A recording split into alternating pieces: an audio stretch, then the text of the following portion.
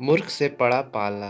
बादशाह अकबर अपने मन में आने वाले हर तरह के सवाल, चाहे वह कितने ही ऊट-पटांग क्यों ना हो, हमेशा बीरबल से पूछ लेते थे और अपेक्षा रखते थे कि बीरबल उसे उसका उत्तर दे।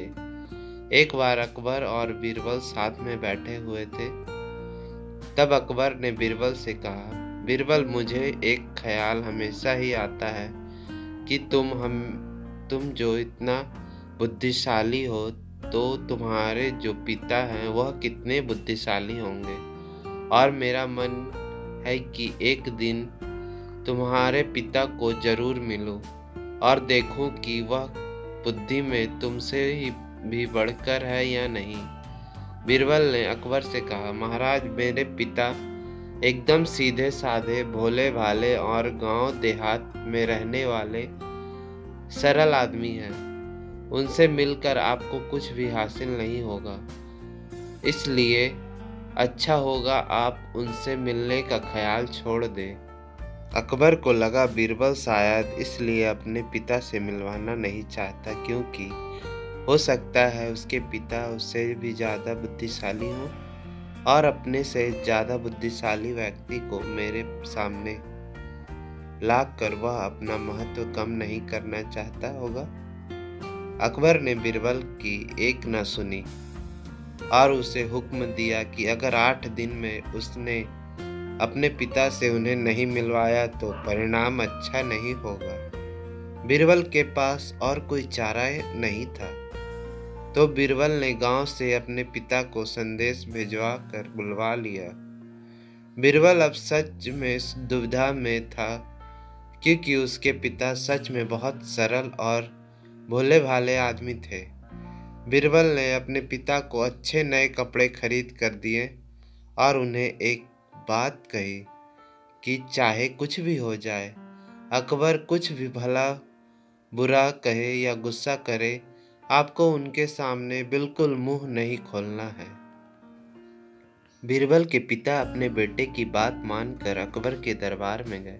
उनको देखते ही अकबर ने पहचान लिया कि वह बीरबल के पिता है, लेकिन सिर्फ बात शुरू करने के लिए अकबर ने कहा, क्या आप भी बीरबल के पिता हैं? बीरबल के पिता बिना कुछ बोले वहीं पर शांति से खड़े रहे, जैसे उन्हें अकबर की भाषा समझ में ही नहीं आ रही हो। अकबर ने एक के बाद एक कई सवाल किए। आपके गांव का नाम क्या है? गांव में सभी लोग कैसे हैं? इस साल बारिश हुई या नहीं? और फसल कैसी है? लेकिन बीरबल के पिता अपने बेटे के समझाए अनुसार एक भी शब्द नहीं बोले। अकबर को गुस्सा आ गया और वह बड़बड़ाने लगा, कैसे मूर्ख से आज पाला पड़ गया है। मेरे ही मती मारी गई थी जो ऐसे मूर्ख को अपने पास बुलवाया, जो इतने सरल सवालों में के जवाब भी नहीं दे रहा है।